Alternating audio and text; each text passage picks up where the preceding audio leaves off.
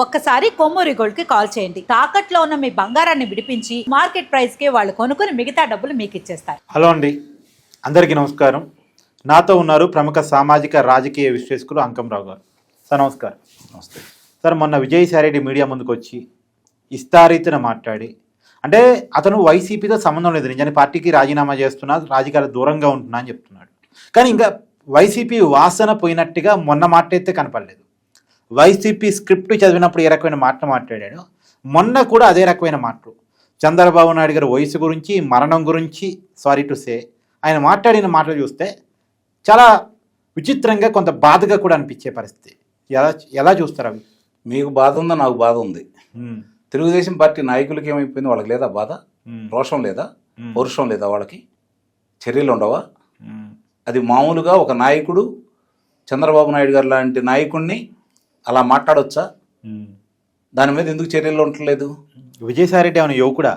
యువకుడు కాదు, అసలు అతని గురించి తీసి పక్కన పడేద్దాం. ఈరోజు జగన్మోహన్ రెడ్డి వయసు ఎంత? చంద్రబాబు నాయుడు గారి వయసు ఎంత? చంద్రబాబు నాయుడు గారు ఈరోజు వ్యాన్ ఎక్కుతున్నాడు, బాచా పట్టేసుకొని కూర్చుంటున్నాడు, ఆయన కార్యక్రమాలను ఆయన చేస్తున్నాడు. 3-4 గంటల సేపు ఆయన స్టేజీ మీద నుంచొనే ప్రసంగిస్తున్నాడు, మాట్లాడుతున్నాడు. అలాగే వివిధ మామూలుగా ఏదన్నా పురస్కారాలకు సంబంధించి ఆయనే వాళ్ళకి అందజేస్తూ ఉన్నాడు.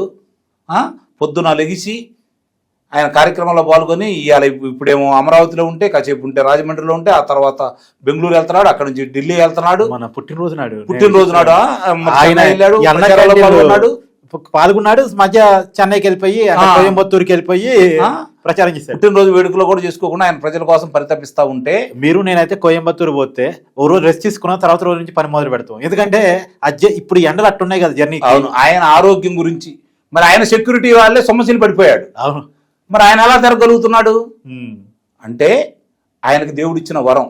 దాంతోపాటు ఆయన క్రమశిక్షణతోటి ఆరోగ్యాన్ని కాపాడుకుంటున్నటువంటి విధానం, ఆయన ప్రజల కోసం ఆలోచిస్తున్నాడు కాబట్టి దేవుడు కూడా ఆయన చూసుకుంటున్నాడు. విజయసాయిరెడ్డి విషయం తీసుకుందాం మనం.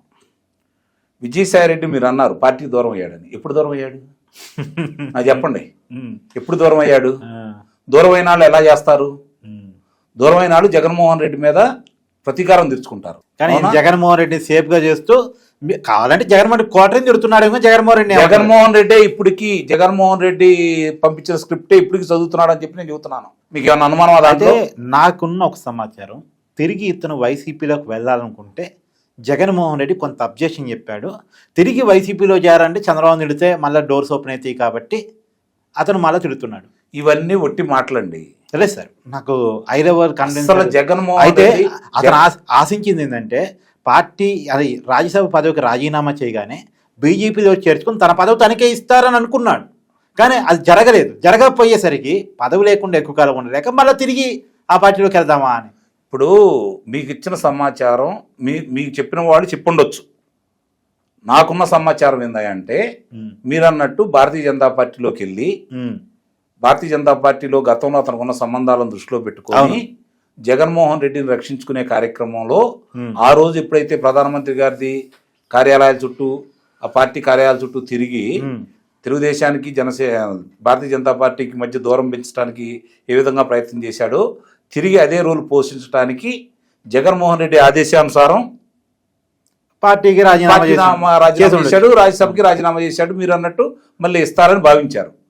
కానీ జగన్మోహన్ రెడ్డి మీద ఉన్న ప్రజా వ్యతిరేకతను గుర్తించి దానికి కారకుడైనటువంటి విజయసాయిరెడ్డిని గుర్తించినటువంటి భారతీయ జనతా పార్టీ ఆ అవకాశం ఆ అవకాశం ఈయనప్పుడు మామూలుగా ఇప్పుడు ఎలాంటి పాత్ర పోషించాలి అనుకునే దాని మీద ఎంటర్ అక్కడి నుంచి రాలేదు కాబట్టి పార్టీకి దూరంగా ఉండి వ్యవసాయం చేసుకుంటున్నానని వాళ్ళని నమ్మించి భారతీయ జనతా పార్టీ వెళ్ళడానికి ప్రయత్నం చేశాడు.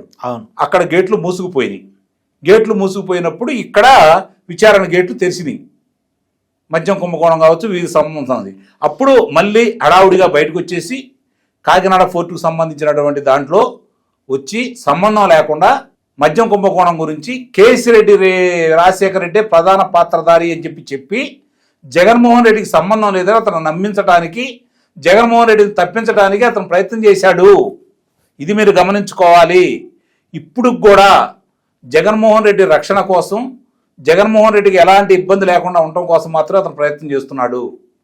ఇది వాస్తవం, ఇది గమనించుకోండి. వాళ్ళిద్దరికీ ఏమి నిజంగా గనక జగన్మోహన్ రెడ్డి రాజశేఖర రెడ్డికి ఏ విధంగా చాకరీ చేశాడో అతనికి తెలుసు కాబట్టి జగన్మోహన్ రెడ్డి మీద అతను కనుక కోపంగా ఏదన్నా ఉంటే నేను ఇంత చేశాను, నాకు అన్యాయం చేశారు, నా రాజకీయ భవిష్యత్తుని నాశనం చేశారు, వీళ్ళే కారకులు అంటే ఎట్లా రగిలిపోవాలి? రగిలిపోవటం లేదులేండి. లేదు కదా. ముందు ఎక్కడికి వెళ్ళాలి అతను? ఇక్కడికి కాదు రావాల్సింది, సిబిఐ దగ్గరికి వెళ్ళాలి, కోర్టుకి వెళ్ళాలి, ఆ రోజు ఏమేమి జరిగింది చెప్పాలి, జగన్మోహన్ రెడ్డిని బాధ్యుని చేయాలి. నేను రెండో ముద్దాయని కాదు, మొత్తం నన్ను ఇట్లా భయపెట్టారో లేదా ఏ విధంగా చేశారో, కారకుడు లబ్ధి ఇలా పొందాడు, ఆస్తులు ఇలా పెరిగినాయి, పలానా సాటి నుంచి ఇలా వచ్చింది చెప్పి వాళ్ళకి చెప్పాల్సింది ఇప్పటివరకు ఎందుకు చెప్పట్లేదు అంటే ఇప్పటికి కూడా జగన్మోహన్ రెడ్డి మంచివాడు, జగన్మోహన్ రెడ్డి చుట్టూ ఉన్నవాళ్ళు ఈ విధంగా చేస్తున్నారు అని చెప్పి అతను బాధపడుతున్నాడు. అంతే తప్ప జగన్మోహన్ రెడ్డికి ఇప్పటికీ ఆత్మ విజయసాయి రెడ్డి మీరు ఇది రాసి పెట్టుకోండి,